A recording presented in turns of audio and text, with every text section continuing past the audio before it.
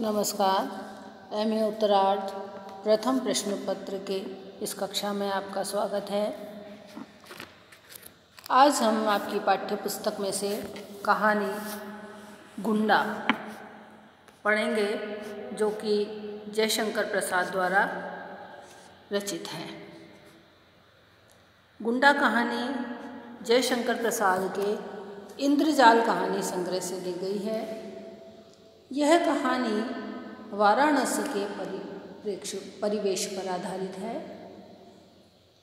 यह वह समय है जब ईसा की 18वीं शताब्दी के अंतिम भाग में जिस प्रकार की काशी थी, उसका चित्रण इस कहानी में किया गया है। उस समय समस्त न्याय और बुद्धिवाद को जब शस्त्र बल के सामने परास्त होते देख करके एक नवीन संप्रदाय की सृष्टि हुई थी, उसका यहाँ पर प्रसाद जी उल्लेख करते हैं। उस संप्रदाय को जिन्हें कि काशी का गुंडा समझा जाता था, किंतु उनका धर्म वीरता था, जो अन्याय अत्याचार के विरुद्ध निर्बलों की सहायतार्थ था। ऐसे ही एक पात्र ननकू सेन का इस कहानी में चित्रण है, जो कि इसका नायक भी है। ननकू सेन काशी के जमींदार बाबू निरंजन सिंह का पुत्र है। वह जीवन में जो पाना चाहता था वह नहीं पा सका और इसी कारण वह मानसिक चोट से घायल हो जाता है, किंतु स्वाभिमान के साथ वह अपने साथियों को लेकर के काशी की गलियों में घूमा करता है।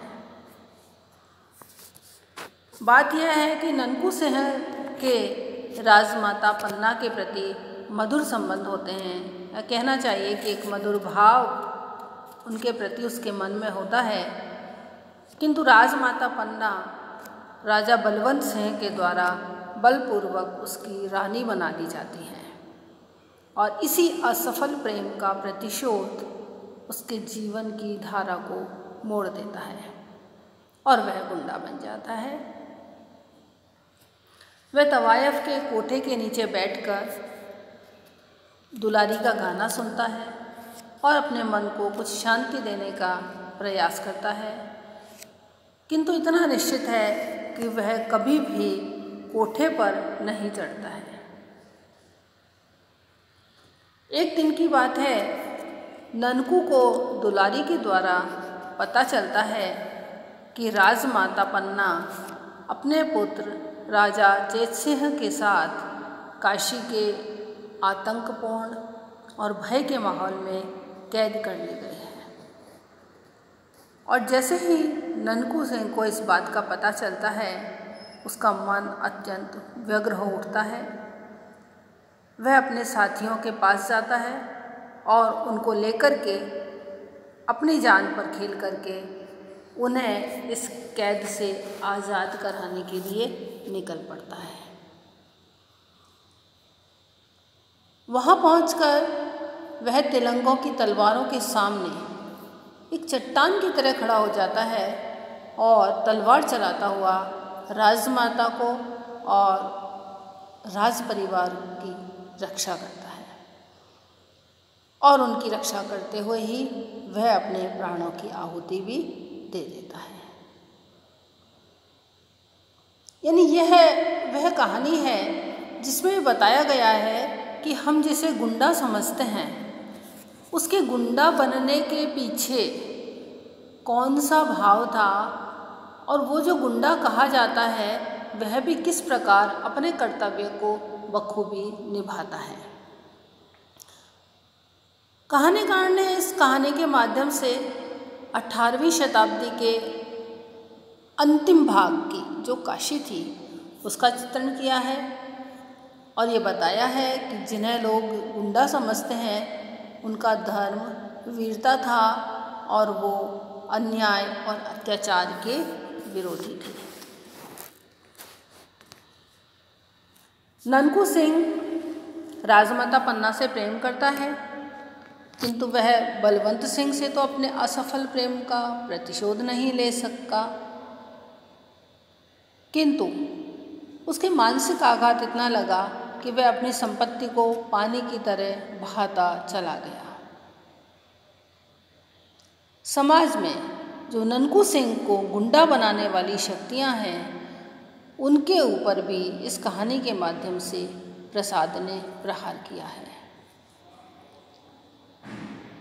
इस कहानी में कुछ ऐसे अपराधों के बारे में बताया गया है जो कानून की दृष्टि में अपराध नहीं हैं, किंतु समाज में वो किसी को प्रताड़ित करने के लिए, किसी को दुखी करने के लिए एक अत्याचार की श्रेणी में ही आते हैं। उनमें है जैसे राजा बलवंत सिंह के द्वारा जबरदस्ती राजमाता पन्ना को अपनी रानी बना लेना, हेस्टिंग्स व उसके सहयोगियों द्वारा किए जाने वाले अत्याचार, और इस सब के ऊपर कि ये जो निरंकुश सत्ता थी, इस सत्ता को विरोध करने के लिए कोई संगठित प्रयास नहीं था, और ये जो संगठित प्रतिवाद नहीं होने के कारण ही इस संप्रदाय का जन्म होता है जिसे कि गुंडा कहा जाता है। यह कहानी एक और महत्वपूर्ण बात की ओर संकेत करती है कि जिस समय अंग्रेज़ अत्याचार कर रहे थे, हिंदू मुस्लिम आपस में लड़ते रहते थे, सांप्रदायिकता का विष फैल रहा था। कुछ पात्रों की इसमें सृष्टि की गई है जैसे मौलवी, कुबरा, हिम्मत सिंह आदि, जो कि यह बताते हैं कि ऐसे लोग अंग्रेज़ों की सहायता करते थे। इससे हमको पता चलता है कि इसके माध्यम से प्रसाद राष्ट्रीय चेतना के लिए भी एक भावभूमि तैयार करते से लगते हैं। गुंडा कहानी के माध्यम से प्रसाद ने बहुत सी समस्याओं को उभारा है, जैसे साम्राज्यवादी निरंकुशता, सामंतवाद की प्रवृत्ति, ननकू सिंह जैसे पात्र जिन्हें कि गुंडा कहा जाता है।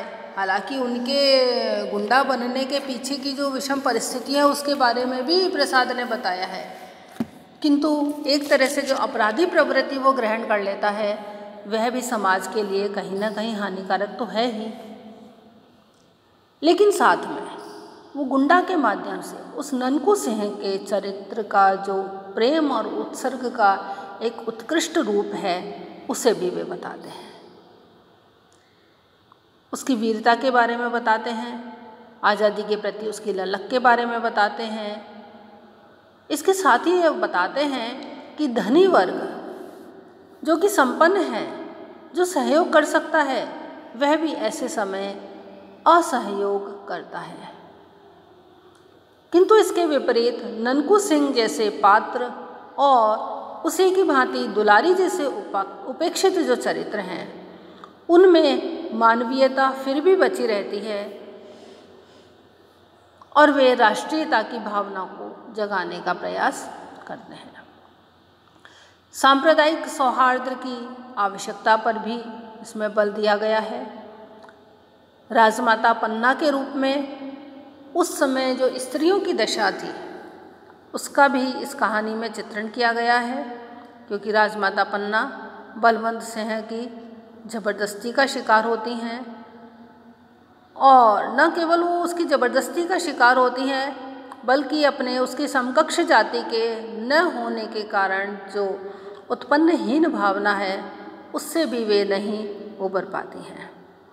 इस प्रकार यह कहानी एक साथ कई समस्याओं पर प्रहार करती हुई प्रतीत होती है और साथ ही समाज में जो अलग अलग वर्ग हैं उनके प्रति भी एक जागरूकता पैदा करती है। किस प्रकार ऐसे पात्र जो कि अत्याचार करते हैं लेकिन उनके अत्याचार वैधानिक माने जाते हैं, और उन जो वैधानिक अत्याचार हैं उन अत्याचारों का प्रतिरोध करने के लिए एक संगठित ढांचा होना बहुत आवश्यक है। जब तक इन वैधानिक अत्याचारों का विरोध करने के लिए संगठित ढांचा तैयार नहीं होगा, तब तक इसी तरह ननकू सिंह जैसे गुंडों का जन्म होता रहेगा। तो यह कहानी यद्यपि उस समय की है, लेकिन आज के समय भी यह कहानी उतनी ही प्रासंगिक है।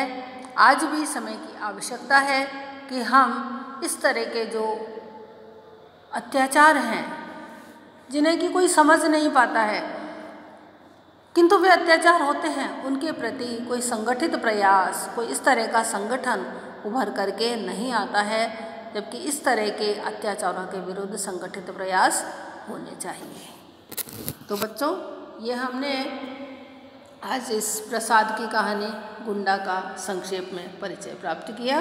धन्यवाद।